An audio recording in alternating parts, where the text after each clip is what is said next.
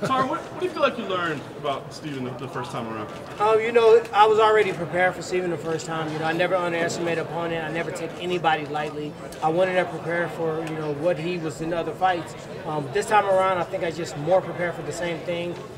You know, you can make adjustments within fights, but I just don't think he's going to be able to make the wrestling adjustment, the grappling adjustment, the power adjustment, the timing adjustment, and the spacing adjustment. Those things that I can change in the fight just because my entire career I molded it on being a complete fighter. So I do think he's going to be a little bit more aggressive. I think he's going to try to showcase a little bit more of his striking abilities, but I don't think he's going to grab any new rabbits out of the hat. I think we were all shocked that your wrestling didn't play more of a factor in the first fight. Was that a conscious decision, or was it just the feel of the fight? It's kind of weird that a striker get outstruck by a wrestler, and he's supposed to be the most creative striker in the division. So I'm just going to go out there and whatever opportunities I see. Like I said before, I'm well-rounded. I can wrestle, I can grapple, I can punch, I can knock guys out, and I can also go through those hard, gritty fights. So I'm just going to look for what he gives me, and I'll take it. He says he wants to be more creative, but do you think that's to his detriment in this fight? That's going to play more. I think I'm out to say anything. He's saying a lot of stuff, but I'm all about that action. So we'll see when we get knocked down on Saturday. I was shocked today to look at the odds. You're still the underdog. After all of that has happened throughout the past few months, at the first fight, you're still being an underdog doesn't change anything. You still got to go out there and fight. I've been an underdog. I don't remember the last time I was a favorite. So. I guess my question I haven't lost his word. My question is, what do you think it's going to take for people to give you that respect? I didn't really get into this sport for people to worship me and people to, you know, bow at my feet. I got in this sport to be the best in the world. Right now, I'm one of the best. When I retire from fighting, I want to be pound for pound the greatest welterweight that's ever fought in the octagon. And my goal is to keep knocking off guys one by one and get to that point. When you said to get to that point, you want to go through GSP, Demian Maia. Don't ask me about GSP. Nobody asked me about GSP at Bisbee. That shit happened to me when I was fighting Rory the first time. We was talking about Matt Brown and Robbie Lawler. My focus left that fight. I didn't show up to work that week. So if you ask me that question, I apologize, but I will not answer. Wonder Boy is a tough opponent. He deserved my respect. He deserved my attention.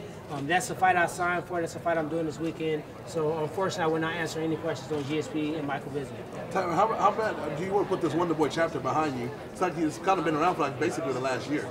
Definitely, you know, it's a chapter that I wanted to close. Obviously, you know, it's a lot of, you know, you see the sport. You know, the sport's crazy. Guys started mixing up weight divisions and super fights. So for you not to put your name in the hat for some of those fights is silly. But I knew at one point I was going to have to fight him, and I would have to close that chapter. So I'm excited that this weekend I'm in the best shape, man. My coach used to tell you I was ready to fight last week. So this week, man, I don't have any fear, any anxiety. I have nothing to hold back. I can do whatever I want to in the octagon. I know I got the conditioning. I know I got the mindset to fight through. And that's I haven't felt that way in a long time where I can just go out there and just do whatever the hell I want to do. Does it bother you the fact that he feels that you duck, that you basically, like you got him by chance, not that you wanted him? No, I think he needs to realize he's blessed and lucky he's getting this fight. You know, a different scoring card or different judges, he would have lost the fight and he would have work 2 or 3 more fights to get back in there. So I think he needs to realize it's a great opportunity for him. Focus more on going out there and trying to defeat me this time, less on why we were fighting. How have you grown as a fighter since the first fight? I've grown as a fighter. You know, my coaches have just really incorporated a lot of volume in my striking, a lot of volume in all my attacks, a lot of pressure, a lot of closing of the distance.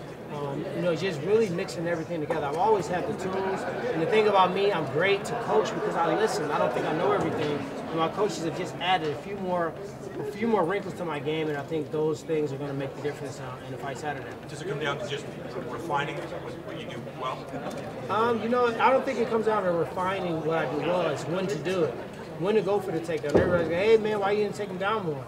You know, I'm a wrestler of a high percentage. When I shoot, I score it. I don't shoot a takedown. Very few times I actually attack the leg, hit you on the ground, and I don't take you down. You know, so with that said, maybe I didn't see the opening. Maybe I was, hey, if I go in there, maybe the uppercut or the knee's available. So for me, creating those openings be the difference maker.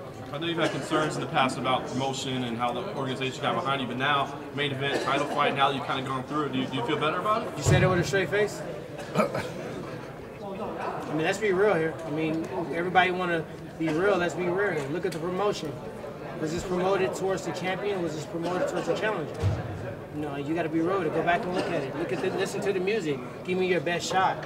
You know, every significant strike that was landed by my opponent, miraculously made the highlight. You know, and I knocked him down 4 times in 1 round. You know, had him in submission trouble twice in 1 round, and completely annihilated him in the opening round. So I just think that at the end of the day, you got to go out there and fight and win. No matter what I say now, no matter what I say I'm going to do, no matter how the promotion went for the fight, I still got to go and fight, and that's all I'm focused on. What did it mean for you to watch your son win the state title this past weekend?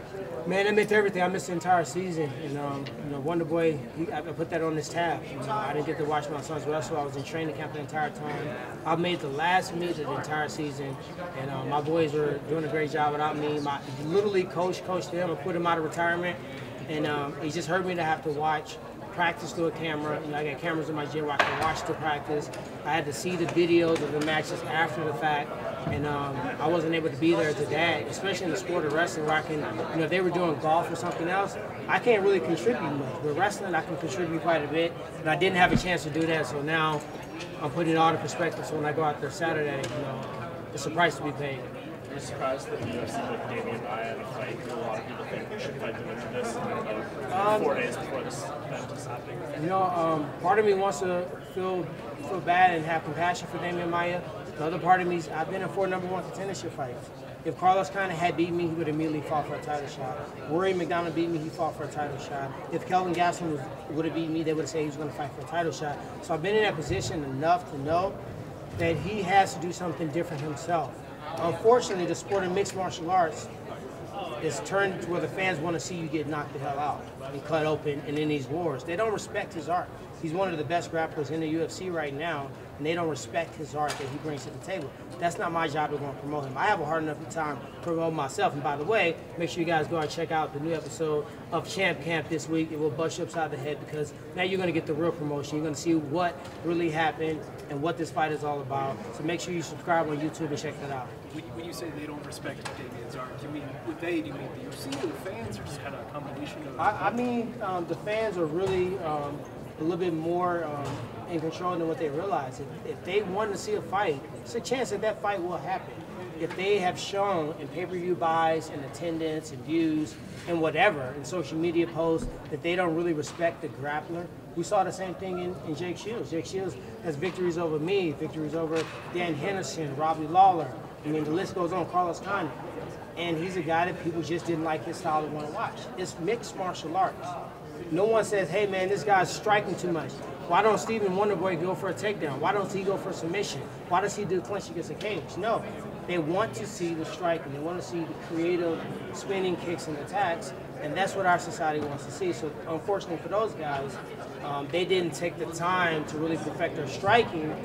You know, if I would have did the same thing, I'd have just been a wrestler. But I perfected my striking to the point where my wrestling's really in the back pocket. Wonder Boy has dealt with this by saying that he's been oblivious to the disrespect to you and everything else. Do you think a lot of people are really playing a blind eye to how the things are going in the UFC and how you're being promoted? Wonder Boy himself hasn't personally said anything towards me that was negative, anything that you can put in the category as him, you know, being racist of any sort. So none of the things I said was towards him at all. But people that don't have to experience certain things, they become oblivious to it. I said this earlier, if I've never consumed the pineapple and somebody telling me how delicious the pineapple is, I might be like, yeah, pineapple's not good. Oh my God, I've never seen a pineapple before. It doesn't exist because I've never consumed it. But the person that has, they might have a different situation or a different feeling. If you never experience racism, if you never experience discrimination, and if you don't know what happens behind the scenes, and you don't see my feed on social media, and therefore you just don't recognize that things exist, it's not his fault. He doesn't have to go into defense for his fans, but they're out there, and if we as a society want to sit back and act like it don't happen, then we're for a rude awakening. With Robbie Lawler, after you did that fight, you said you dealt with a fair share of racism. Has it been worse now that you've been a little bit more outspoken on ESPN and bigger platforms? You know, I haven't read a lot of the stuff. You know, from what I'm hearing, it's not been better for me. But at the end of the day, you know, I say things because they're real. I don't say them just to spark a buzz. I really say them to get a solution to the problem. You know, I can spend a whole Scrum itself talking about the sport and where I think it should be. And it's not about race, guys. It's about being fair. Whether it's Amanda Nunes not getting the respect she deserves. She's not an African-American male, but her fight was promoted all around her opponent. You know what I mean? Even this matchup. You know, just think about the person that might not be the flashy dresser, might not be the person that's going to talk the crap. They might not even speak fluent English enough where they can be marketed internationally. Is that really their fault? Are we in a sports field? Like, this sport was built on, if you can kick this person's ass and make it look good, you should be fighting the top guys. And we've kind of shifted away from that, but I just trying to find a way to do it all. Kick the butt, look good doing it, speak well after I do it, and be well-rounded enough to make the fans want to watch me fight, even if they want to see me lose.